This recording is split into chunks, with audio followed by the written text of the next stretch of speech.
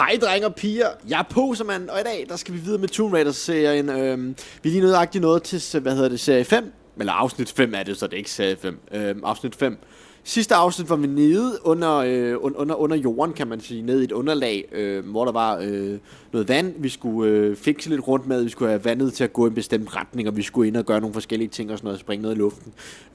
Det fik vi gjort, og vi fik den der fantastiske bog, hvilket var en sidemission, og jeg synes var super hyggelig at lave faktisk, for at være helt ærlig. Den er jeg rigtig glad for, så den kan I tjekke ud. Det er part 4. Det er det part 5, fordi at det giver mening. 5 kommer efter 4. Vi spiller bare ikke noget med det der. Nej, vi spiller. Hey, Hjort! What's up, mate? What's up, mate? What's up, mate? What's up, babe?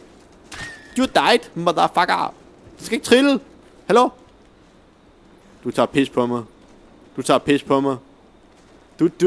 Nej, du tager pis på mig. Du tager, nej. Hvad? Er den trillet ud for området? Okay, godt så. Oh my god. Kan jeg ikke få min hjort, eller hvad? Er det her seriøst? Er det her rigtigt liv, eller hvad? Eller er det forkerte liv, det her? Nej, det kan ikke være rigtigt, at jeg ikke kan få min hjort. Come on. Nej, det kan ikke være rigtigt, at jeg ikke kan få hjorten. Hallo? Jeg har lige skudt den. Hallo? Chill. Det er jo bare... Det er jo bare fantastisk, det der. Nå. Vi skal sådan set videre. Der er noget bullets her, vi lige kan tage, så vi lige får 4 kugler til. Det lyder forkert, når jeg siger kugler, men det går nok. Det var her omkring, at vi gik ned i det fine hul, som var vores sidemission. Jeg skal lige sidde ordentligt, for ellers så får jeg det ondt i ryggen, og jeg skal til at sidde her og optage for jer. For det er fantastisk at lave Tomb Raider. Lige her, det var det hul, vi gik ned af. Det var en sidemission. Den er sådan set overstået nu, så nu skal vi videre med en rigtig mission. Der er noget her. Det lyder som om... Der er det grotte? Ja.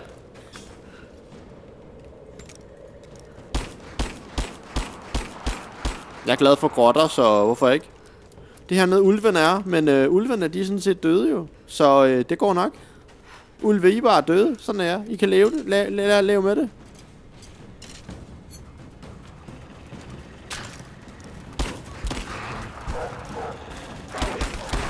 Oh my god. What is this?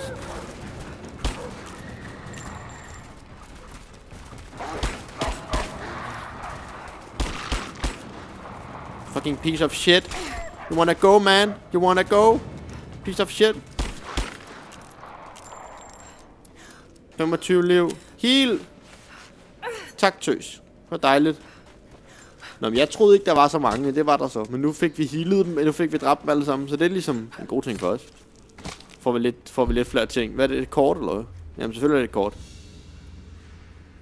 Det er et godt kort. Map update. Secret revealed. Oh, man. This is a good place to be, then. Vi får mere explosives her. Det er super duper. Flægte. Flægte, man. Thank you. Men der mere? Hvad er der mere, I vil hernede, ulve, eller hvad? Jeg tror ikke, der er mere, I vil. Jeg tror sgu ikke lige, I vil fuck med mig. Det kan jeg da godt love jer. Der ligger 2 der. Der ligger noget derovre, vi kan tage. Super duper. Så. Se, vi får masser af skin.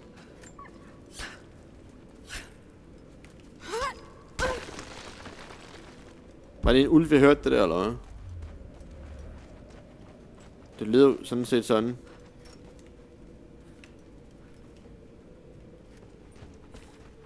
Det var nok bare dråberne for det der vand. Hallo, collect. Hallo. Kunne du tænke dig, jeg gider ikke collect svampene. Jeg vil gerne collect den der. Den har jeg taget. Okay, det kunne den godt for noget. Okay, der er svampe der. Døde mennesker der. Det der kan vi ikke komme igennem, for der er ikke nogen mollecocktails-agtige nogen. Fint, vi fik dræbt de der pisrev. Eller ikke pisrev, pisulve. Ulvene har sgu ikke lov til at skal smadre det hele. Okay, nu skal vi herop og smadre de der. Vi har dræbt 2 ud af 5 af de der repeaters, vi skulle dræbe for ham der manden, vores buddy.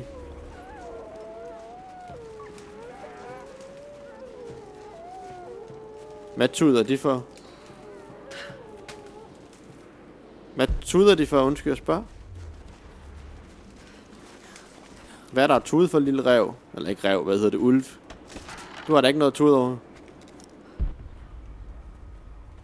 Nej, vi skal herover af. Så meget kan jeg se. Vi skal herover.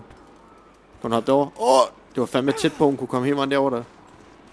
Herop kan hun komme op. Sådan der. Der er en tomb nearby, vi kan lave også, hvis vi har lyst til det. Well, why not? 3 ud af 5. Okidoki. Perfekt. Hop. Oppe. Det lyder som om der er en ulv, der ikke har det så godt. Hvis jeg selv skal sige det. Er det den der tomb, der man også kan lave, hvis man har lyst? Climbing walls. I know how to climb walls, man. Thank you very much. Explore to find entrance. Alright. Let's do it. Okay. Det er altså for vores bål her. Vi kan altid lave en timeout, eller ikke en timeout, en hvad hedder det? I hope you received my last tape in good time. I am becoming increasingly fond of recording these messages to you. Anna says that I need time away from my books and papers every so often, if only to remember why I'm doing all this. I know you hate me going away, but it will be worth it. Selvfølgelig er det det. It will all be worth it. Alright. Sending my love to you. Work hard in school. I know your work was important, but it didn't feel like it at the time. Nej. Still, it taught me independence, how to look after myself. Important lessons, as it turns out. Det er klart, at hun føler, at han ikke rigtig er der, når han hele tiden er væk i sin bør og sådan noget, men det er sådan, er der bare nogen, der er, når de, opslugter deres ting. Vi skal altså lave noget af det her, når det er, vi kan. Det kan jeg helt sikkert. Det koster ikke noget, det der. Okay, vi skal have en elefant eller hvad? Vi skal have en bjørn eller hvad? What the fuck, man? Jeg har ikke lyst til at dræbe 4 børn. De er altså alt for voldsomme, de bjørne der til mig. Det med ikke. Hun fryser igen. Sidst da hun frøs, der satte jeg mig ned på de der, og så havde hun det godt igen. Men jeg har ikke rigtig lyst til bare at vente. Jeg vil gerne bare videre. Jeg vil ikke hjem, jeg vil videre altså. Jeg skal videre med at gå mok. Så mangler jeg en. We need one more, guys. We need one more. Let's do it. Let's do it, motherfucker. Det der. Det lyder ulækkert, men det er bare at vinde. Det lyder bare stadig ulækkert. Det er alt, jeg kan sige til dig. Japs, ligneragtig Tomb Raider, ligneragtig Lara Croft. Du er god til, du er en god hopper. Det er helt sikkert. Okay, nu er vi ikke langere. Vi er langt op i, vi er ikke langt op, men vi er sådan et godt stykke op.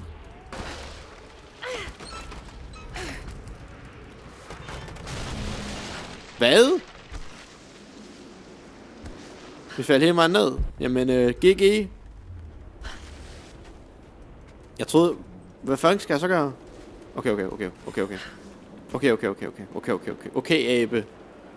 Okay, din fucking abe, man. Missing gear. Ej. Vi skal derop. Så vi skal sådan set den her vej, tænker jeg.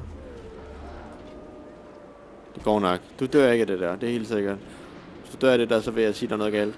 Okay, vi faldt ned, fordi at vi ikke fik hoppet på de rigtige tidspunkter. Så der er sådan en ulv dernede, det er jeg altså næsten sikker på. Jeg får lyst til at gå ned og kigge på det. Så har jeg ikke lyst til det. Jeg synes vi gør det. Jeg har lyst til at gøre det. Vi skal ned og sige hej til det. Så tager de mine våben frem. I don't wanna do that on my own. I wanna do it with my pistol. Channels 3. Crave Explorer. Nej, vi gør det. Jeg er ligeglad. Ja, vi skal så meget ned i den her grotte og kigge, hvad der er hernede, og se, om der er noget spændende. Hvorfor forsvandt hendes fucking... Hvad hedder det? Våben lige. Nej, der er også noget her. Vi tager det. Lad os tage det. Vi skal have det. Hvad er det nu? Vi skal have det lige nu. Det er mit. Sådan der. Lige nøjagtigt, tøs. Lige nøjagtigt. Okay, her skal vi igennem. Missing gear. Hvad står der? Kan vi ikke det? Vi burde altså godt kunne gøre noget. Missing gear. Jeg har ikke lyst til at miste noget gear. Jeg vil gerne bare videre. Hallo? Kom nu. Du må altså kunne gøre det. Nå. Hvad står der, jeg skal? Past this point requires rope. Et eller andet. Okay. Okay. Ja, jeg fik bare lige en besked, der er ked af, boys and girls. Jeg er ked af, at jeg lige kiggede. Det var ikke meningen. Jeg mister ikke fokus for jer, hvis det er det, I tror. Det må I sgu ikke okay, hvad det føle. Det... What the fuck, Lara Croft? Hvorfor tog du ikke fat, da jeg sagde, du skulle tage fast? Du kan ikke bare lade være med at tage fat, når jeg beder dig om det, din torsk. Hoppe. Nej, lad være. Du skal hoppe skråt. Sådan der, lige nøjagtigt. Hvad? Hvad? Sådan der. Godt. Dejligt, Lara Croft. Hvad laver hun? Så hopper hun ned, så hopper hun. What the fuck, man? Okay, det er vores checkpoint, det her. Der er en ulv, der ikke har det så godt. Der er en ulv, der er meget ondt et eller andet sted, tror jeg. Hvad vi skulle dræbe dem? Okay. Her der skal vi herop herover. Hop, sådan der. Sådan der. That's all we need to do, man. That's all we need to do. Hvad er der hernede under? Er der noget spændende? Det ved jeg ikke, om der er. Sådan der. Sådan der gør vi. Det er sådan, vi gør. Op her. Sådan der. Okay. Vi skal derop. Okay, vi skal derop. Ejt. Herop skal vi. Vi skal herop. Proceed this path to requires eller med eller man så kunne gøre et eller andet på en eller anden måde. Hvordan unlocker vi de ting? Det er jeg sådan lidt i tvivl om. For jeg synes at vi har unlocket rigtig mange ting. Men nu var det ikke nok. Hun fryser rigtig meget, for der er fandme også koldt heroppe, der er det helt sikkert. Hvad vi skulle skifte hendes tøj egentlig? Der er en død mand der. Han har det ikke særlig godt, tror jeg. Men det er jo vel bare fordi, at han var for Sovjetunionen måske, at de ikke vil have ham mere og ikke kunne bruge ham. Er der noget spændende hernede? Der er ikke. Jeg tror det her på vej ned. Det har vi ikke brug for nu jo. Nu skal vi sådan sætte op. Det er det vi skal lige nu. Vi kunne kravle. Men use the communication cable to zip into the prison. Okay. Vi skal zippe ind til de der grunde. Eller ikke grunde. Hvad hedder det? Prison grounds. Old Soviet work camp. Trinity's taken it over completely.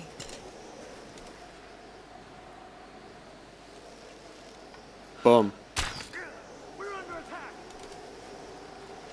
Sweep and clear. Let's move. Bitch. You're mine.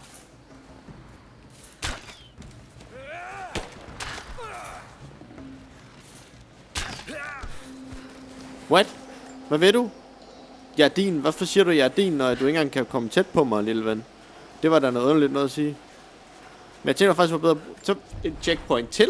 Det er altid godt at have checkpoints. Det er fordi, så kan vi altid fast travel mellem de forskellige ting, hvis vi har brug for det. Og så, den gemmer så godt nok ikke, når vi ikke kommer derhen, men det er også lige meget. Det har han ikke brug for. Der er nogen herinde, vi skal dræbe. Okay, vent lidt. Vi skal lige loot den sidste her, så flækker vi dem derinde. Ej. Jeg ved ikke om vi skal dræbe dem, eller om det sådan set bare er fanger. Jeg tror det er fanger, men jeg ved det ikke. Jeg tror det er fanger. Det må være fanger. Ja, det må være fanger. Hvad står der? Det er et supply shelter, det her med noget supply craft. Det vil sige, det er sådan et hvad hedder det, hvor de har alle deres ting faktisk, Trinity. Jeg ved ikke om han er en enemy, det må næsten være. Godt, det er han ikke. Han er med. I've been working as a maintenance tech for Trinity out here, but I've got to get out of here. These people are insane. I know. I've been stockpiling gear. It's yours, if you can pay for it. They won't notice a few missing items, but if they catch wind, or if they see me with you, I'm a dead man. Jeg kan ikke købe det jo. I'll need some untraceable currency in case things go south. Gold, preferably. You think we can make a deal? I'll see what I can dig Jeg kan up. ikke købe noget. Jeg har ikke penge nok til det. Silver ikke så meget. Jeg har ikke currency nok til det, så jeg kan ikke gøre noget. Det må være det. Men farvel. Hej. Ha' det godt. Jeg skal herop. Okay, missing gear. Okay. Hvordan fuck unlocker vi de ting? Tænker jeg lidt. Hvor skal vi hen til den? Skal vi derover? Er det om på den anden side her? What the hell? Og der er noget Sovjet heroppe, vi gerne vil lige undersøge først. Ja, vi skal lige... More Soviet Ja, vi skal lige propaganda. kigge på det hele. Der er ikke nogen grund til at skifte nogle ting. Ja, hvad sagde det så, lille skat? Du kan ikke bare sige det Sovjet propaganda, og ikke engang sige, hvad der står på det. Fordi så kan det jo være alting. Hvorfor er det, jeg ikke kan gøre noget som helst? Jeg mangler en masse ting og sådan noget. Det er jeg altså nødt til lige at finde ud af, hvordan man gør det. Ting. Jeg vil gerne kunne gøre alting i det spil her. Nej, det vil jeg ikke, men jeg vil gerne kunne gøre mange ting. Jeg behøver ikke at gøre alt, men jeg vil gerne gøre rigtig mange ting nu. Der er ikke nogen grund til det, at jeg kun kan gøre tingene 1% og sådan noget. Så jeg gerne kunne gøre det hele. Hvad var der? Det var hidden items. Hidden items. That's how we do it here. Der er... Okay, derovre. Den der vej. Fint. Der er et stige, det vidste jeg ikke, det var. Hey baby. What's up, man? How are you, you fucking piece of shit? Interrogate. Pick up. Lydbånd. It's not nukes. Creepy-looking guy with a scarred face named Constantine ham der. gave us a big speech, Det talked er et ar, han about har. destiny and something called the Source. It's a ar, man. Frankly, I'm even more baffled. The other contractors seem to be just as antsy and nervous as I am. But the company men, the guys who've been with Trinity for a long time, they're drinking it up and asking for seconds. It's fucking Jonestown out here. We're preparing for an assault. Against who, you might ask? I mean, there's people here, like natives, lost in time. We're talking furs, skins, and iron arrowheads. We're about to go meet them with attack choppers and 50 cal machine guns. I'm on the wrong goddamn side of Ja, history. det må man sige ja til, du er lige en fucktard, for man kan ikke bare gå mod nogen, der kun har bug og pil, og så gå mod med en attack chopper og en fucking, fuldautomatisk maskingevær. Det er jo ikke fedt, altså. Det er jo bare nederen, dude. Come on, man. That's not sweet, man. Nu er vi inde i fængslet. Nu er vi i fængslet. Ikke at det er godt, men vi er i fængslet. We've had Trinity's trouble leder. with the natives. Our Snakker med. communications were offline, Måske. but everything is now under control. If the situation becomes untenable, we will step in. It won't. You sent me for a reason. I was chosen for this. I will succeed, motherfucker. Hey! Nej, de fangede hende. Fuck, man. Nu er vi i fucking fængsel, altså. Pis. Lad os se, hvad der sker. Jeg bliver dunket oven i hovedet, kan man se. Det er helt sikkert. Lara, are you okay? Anna? Det er hendes mor? Eller hendes ikke til noget, hendes stedmor. Anna, what are you doing here? I don't Okay. know. I can't 50% chance for, at hun er med i Trinity. Jeg er næsten sikker på, hun er. Være søn, hvis hun var. I'm so sorry. I didn't think they'd come after you. This is all my fault. Who are they? What did they want? The same thing my father was after. Oh no, Lara. Lara. I told you not to do this. Whatever they want, just give it to them. Faktisk godt være hende der moren, hun er med i Trinity. It's not Ved du det? that simple. Jeg tror det ikke, men jeg håber det ikke. Det var synd, hvis hun var. Just hold on. I'll get us out of here. Somehow. Somehow I'm getting us out of here, motherfucker. På en måde kommer der nogen. Nu kommer Konstantin med eget på kinden. Hej Konstantin, hvad så bro? How are you today, man? Welcome to the prison. Nu. Skal han dræbe en? Han må ikke dræbe Anna. Lad være. Don't touch her! Please. Gør han det? Wow, man. Talk! No! No, you bastard! Where's the divine source? Please! Just stop! I don't know where it is!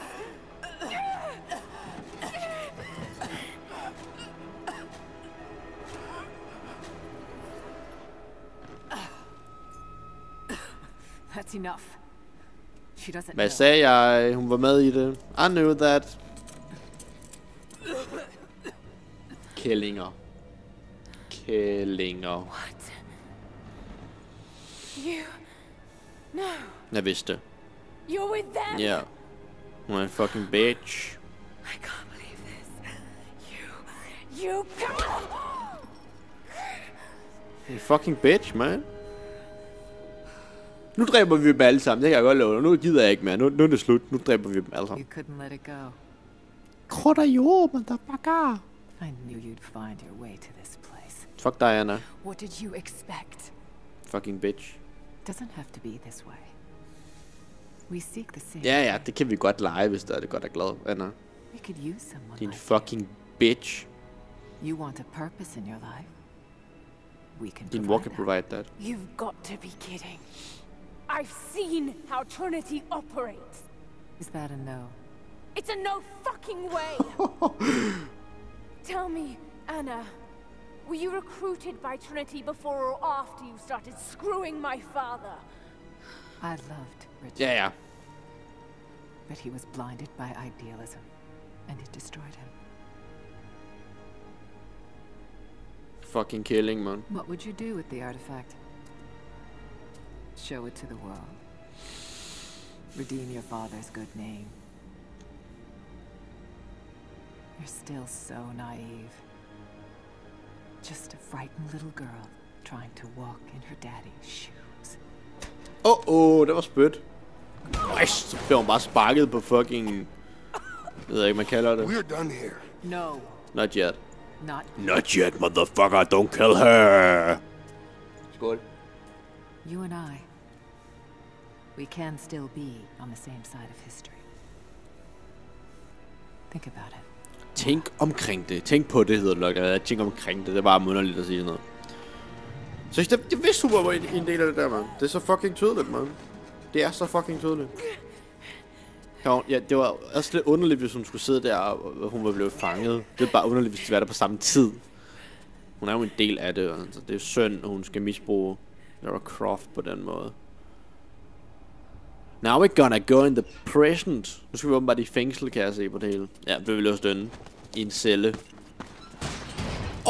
This isn't over. Bastard! Vi skal nok komme ud.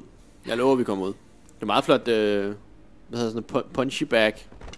Nej. Perhaps that's all he knows how to be. Det er en prisoner. I thought I was alone. So did I, but here we are. So what should I call my new acquaintance? Nothing. I won't be staying. Constantine has little patience. Dræber han folk nu, eller hvad? Nor do I. So I see. Nice trick. Can you get us out of here? Måske. There's no us. I don't even know who you are or why you're here. Så skal mit øje, ikke? Det skal gøres en gang imellem. Sorry. Så der er et problem. I'm not Nej, feeling det ved jeg godt, I ikke har. trusting right Jeg now. driller jer. You won't get far without me. You don't know how far I've come. Han har fået nogle testkampe, det der hjemme med 100. Nå. What do you know about them? A sect. Ancient and secretive. They believe themselves to be doing the work of God. From what I've seen, they're pretty far Sådan from der. holy. Og skal smadre væggen, tænker jeg. And what do you plan to do with that? I'll let you know when I think of it. Careful. Skal fandme smadre den fucking væg, altså. They'll have heard that. All the more reason to get out of here. Kan vi komme igennem, eller hvad? Der er fandme ikke meget plads der. Hun får da skrabt sin ryg hende der. Ja, hun fik skræmt sin skulder. Ja, selvfølgelig. Det er ikke godt, at hun får smadret sin skulder, når hun lige har fået spark på skulderen. Det må fandme ikke være sjovt. Der ligger en bue der, kan jeg se. Og ræb. Det var det, vi skulle bruge før. Is there a way out? No, but I found something that might be useful. Create an exit. Alright, let's do it, man. Let's do it. I'm ready. Der er ikke mere herinde, vi kan tage, eller? Nå, så lad os komme igennem her igen. Kæft, hun har store patter i det spil her. Jeg ved godt ikke, må sige sådan noget om min pige, der er anime og sådan noget, men hun har fandme store patter. Careful. We don't want to attract attention. Okay. Ej, hvad står der? Use the rope to enemy objects. Okay, vi har den der. Okay, jeg er på. Boom. They're after the same thing. Sådan der. Det var det, vi skulle bruge før. You can't give them. Det var det, vi skulle bruge lige før. It worked. Can you get out? Selvfølgelig kan hun det. Hun er ikke så stor, mand. Ud af hendes patter, Wait. Let kan me man out. sige. I can help you. I can't trust you. We may not be enemies. I can see that. I suspect you do too. I work better alone. I know the layout. I know the land. I'm a fast learner. I've no doubt of that. Hun vil bare ikke hjælpe hende der. Maybe I can offer you something more valuable. Fucking Lara Croft, altså. I know what you're all after. Det er faktisk ret flotte øjne i det spil her. Det er fandme flot animeret. Også håret. Der er det der Pew her med jo. Som sagt. Det der Pew her, det gør, at man kan se hver enkelt hårstrå jo. Det er jo fucking flot altså. Så, kom ud med dig, lille skat. Så hjælpes vi ad i verden, ikke? Thank you. Så kan du lige hjælpe mig, så hjælper jeg dig. I'm Jacob. Hej. Jeg laver Croft. Take this. Take this one, man. In case we get separated. Yeah, man. Let's do it, man. I did it for the money. Jeg håber ikke, han screwer os over. Det gør han højst sandsynligt. Det... We have to move. The guards will be coming through on rounds any moment. Hallo? Do you know the way out? Yes. I've had some time to study this place. Propaganda igen. How long were you in that cell? Long enough to learn that Constantine won't stop until he's found what he's looking for. The divine CCCP, what is that? Is it here? Maddie. Trust must go both ways, Lara. Hvad er CCCP? Det skal vi lige finde ud af, hvad er. Det er vigtigt. What is this? A history lesson. This place has its own scars. It was a work camp. I finally laid my betrayals bare. Anna. Lara knows the truth. Now a strange series of emotions has gripped me. Remorse, certainly. Remorse for a piece of me that was left inside that torture cell. But something else, too. I know Constantine thinks that I've lost my edge, that my time with the Crofts has made me soft, Nope. but he's wrong. It isn't softness. It feels instead like a new kind of resolve. I knew Lord Croft to be an intelligent man. I know his daughter holds secrets in her head. As an ally, she'd be invaluable. As an enemy, she'll be a difficult problem. I must make sure that Constantine's arrogance doesn't get the better of him as we take her on. Okay. Ja. Yeah. En arbejdscamp. Vi skal lige finde ud af, hvad det her er. Nu kommer der billeder. The Soviets sent prisoners here to work in the mines. Even that wasn't enough. They captured our people, took children from their mothers to work as slaves. That doesn't look like mining. It looks like an excavation. Those are ancient. Ja, de er. What did they find? You'll have to ask them. We have to go. We aren't safe here. Jeg synes, det er spændende, det her. Jeg kan ikke bare gå, når jeg synes, det er spændende, vel? Din torsk. Er der noget i den? Unlock! The fucking pistol, man. That's how we're gonna do it, bitches. That's how we do it. Ej, lad os gå ud af den dør der, lad os komme hjem. Til basen. Så smadrer vi døren her der. Jeg tror, han sagde, han kendte layout, og han vidste, hvordan vi kom ud og sådan noget. Our best chance of escape is to make our way to the old train yard. Okay, så gør vi det. And what then? My village is in the valley on the other side of the mountain. We'll be safe there. Fucking en aftale, man. Lad os gøre det. Lad os gøre det, baby. Lad os do it, man. Det. Command post 2, last chopper outbound. Let's drop out. Oh! That'll be the last shipment. Reports of trouble at the communications depot. More natives. Negative. Undskyld. Jamen, jeg ved ikke, om jeg skal op så hurtigt ud, så jeg ikke noget for at høre, hvad de sagde. Jeg troede, de snakkede videre, selvom jeg hoppede ud. Men okay, det går nok. Det er den sidste skipment med nogle ting. Jeg regner på det våben og mad og så videre og så videre. Det skal de jo også have, selvom at de ikke er så gode mennesker. Skal de stadig have mad jo. Desværre. Men vi skulle bare sulte. Så vi tror, det bare sulte. Prøv at se, det er noget flot. Alright. Hold on. Almost got it. That's it. You're good to go. Okay, let's move this thing out. Constantine wants a team up at the copper mill before the storm sets in. Der er ikke noget ammo, man.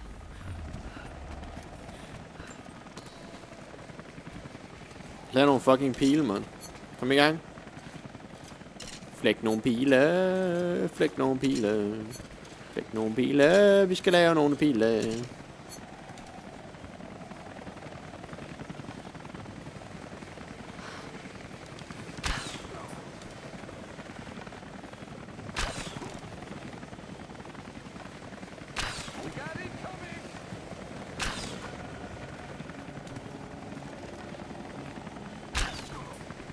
Det var 5.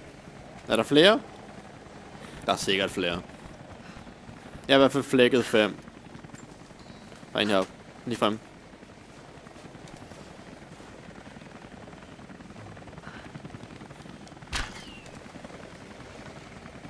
Oh, that headshot was kind of good actually.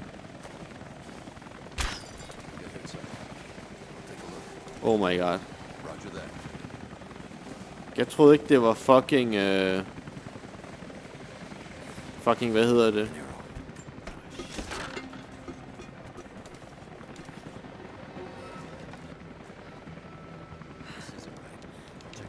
Done.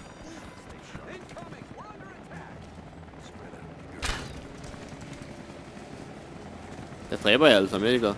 Jeg er kold.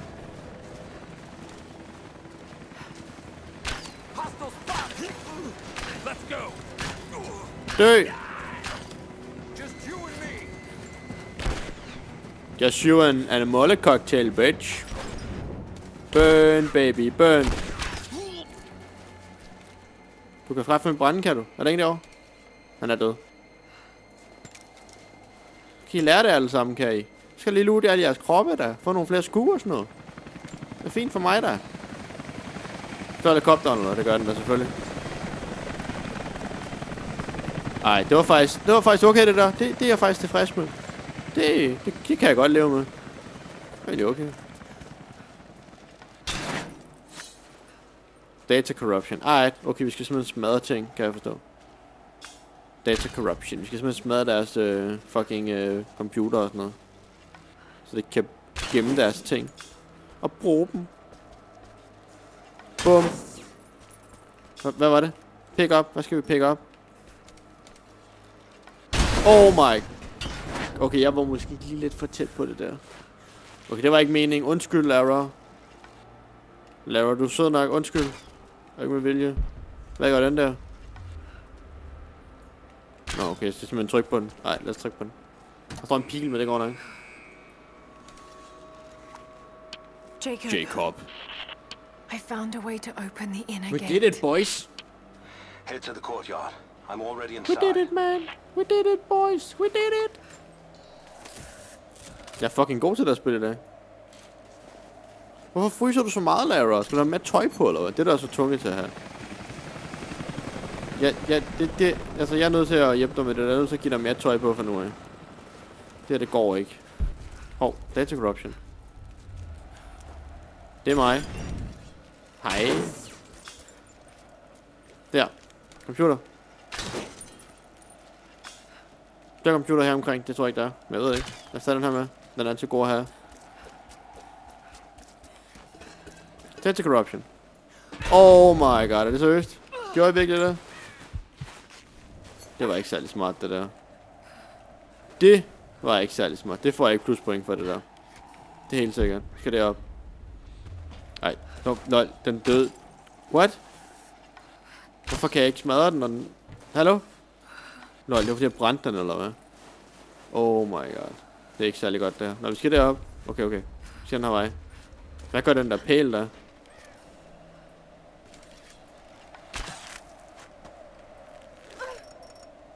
What?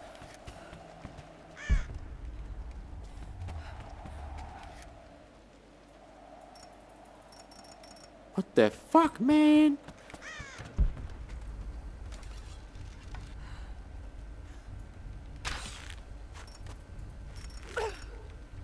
Hvad skal vi... Hvad skulle jeg kunne bruge den til, tænker jeg lidt.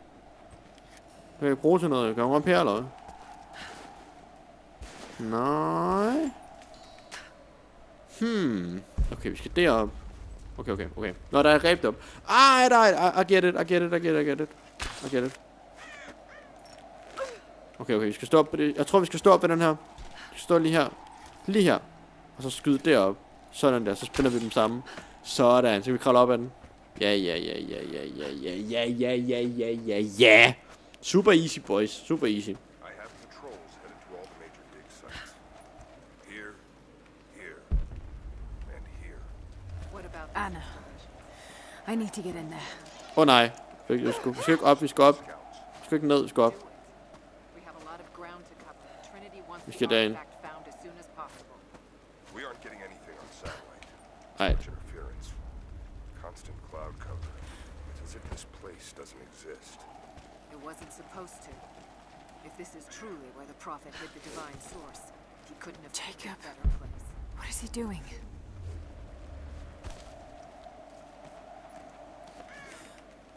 This is the place. Feel it. Shit. The Soviet Be careful, Lara. I want to get into those Uh-oh. myself. Jeg skal ikke falde ned. Croft. We keep her alive. For now. That's what we gonna do, baby. Okay. 1, 2, 3 vagter. I ham. cannot wait to leave this frozen hell. Det er ikke så koldt. Then I have good news. Reconnaissance from the scouts. The natives have a settlement on the other side of the mountain. Soon, you will have your day. We both will. Just as long as you don't lose focus again. Hun mister aldrig fokus ind der, tror jeg. What do you mean? You're sentimental about her. The Croft girl, I can tell because she's still alive. We can't afford to dwell in the past. You doubt me? You know what I've given to Trinity, what I've sacrificed, what I face. Jeg tror, hun er døende. På grund af et eller andet, hun har givet til Trinity. I'm fine. Life has not been kind to either. Jeg glæder mig til at se, hvad det er, But I der er swore sket. I'd always protect you. Now who's being sentimental? Men det er godt, hun er ved at dø, kan man sige, når hun har fucket folk op. Det går mig ikke så meget. I don't All care. of this will be worth it in the end. With the divine She's a source, bitch. you will live. Ja, hun er døende. Det... But more importantly, you will live in a world cleansed of sin. Så de elsker hinanden. Det er det, der gør det. Send your men to this settlement. Find out what they know. It's too dangerous. Right.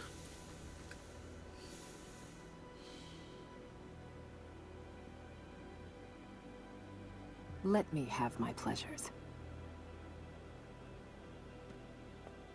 None of this will matter.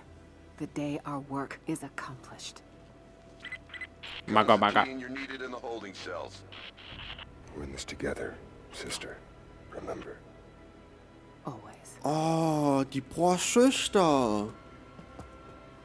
That's why, man. Now it makes sense. Jeg troede, de var kærester og sådan noget. Eller de var sammen. Men det var de så ikke. Alright, I'm ready. I'm fucking ready, man. Let me kill all of them bitches. Mankind shall be judged. The non-believers turned to ash and swept away. And the pure of faith will be raised up and given life eternal. Der er med noget kaffe. Der er alarm. Vi skal ned under jorden. Kom så. Go. Oh no, man. Keep looking. They have to be here somewhere. Prison floor is clear. Det er noget pis der. Eyes open. She has to still be here. On it. All right. Got to find a way out of here. Okay, jeg skal den her vej, men jeg skal passe på Twinsies soldater. We've been clear every room. We have to find them. Keep looking. This one's secure. Nothing here. Lad os komme væk, mand. Lara, the train yard is on the north end of the Gulag. I'll wait for you there. On my way. Lad os komme væk, mand. Jeg skal væk herfra.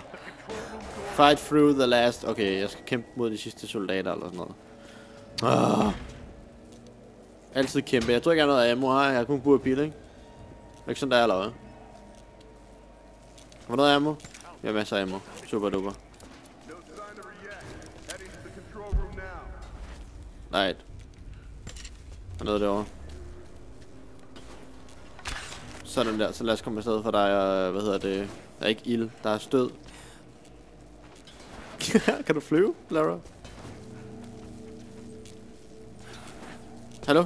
Hvad gør den? Hvad skal vi gøre ved det? Okay, på den måde. There. Se. Ej, se. Super. Tag den her. Kig, hvad det er. Hvad er det? Noget spændende? A military patch for Trinity soldiers. Aside from the design, there's no identifying tags. Nej. They keep them. Jeg gider ikke kigge på det der. Det har jeg ikke tid til. Hvad skal vi ellers gøre? Oh my god. Du skal jo komme ned i vandet. Tøs. Nå, det var meningen. Det var meningen. Godt så. Det var den der elektrisk. Super. Lad os lige loot færdig. Og lad os komme væk. Let's get away from him, man. Let's get away. I don't wanna be here anymore. Fuck that bitch. Echo så før.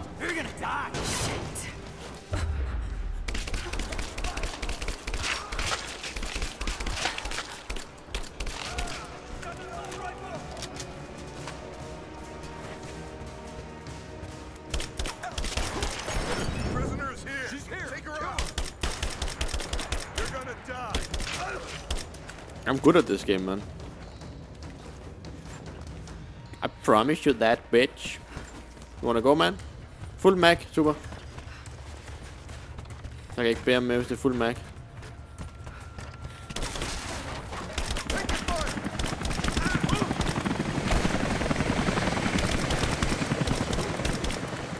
Fuld mag.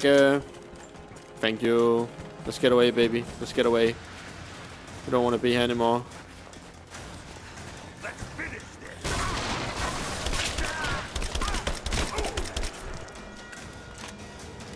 Oh my god. Instant headshot, I guess.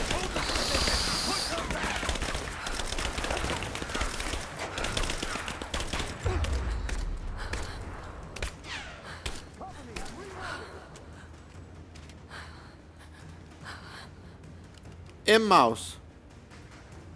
Mellem-mouse.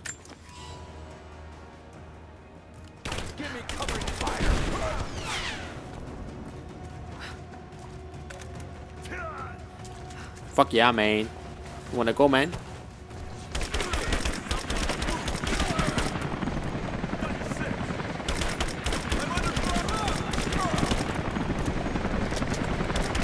Damn, jeg er god til at spille det af. Skal ned hernede, tænker jeg.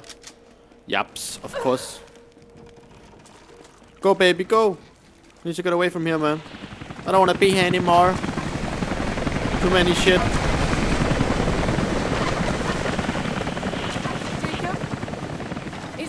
Jacob! Lara, be careful. They're everywhere. You'll run into some trouble. Yeah, I know. There he is. Take him out. Damn it. Shit. For the first time in weeks, things are becoming clear. I know. There's something hidden here. Det lyder ikke helt godt. The Soviets came looking for it too. And now Trinity and Anna.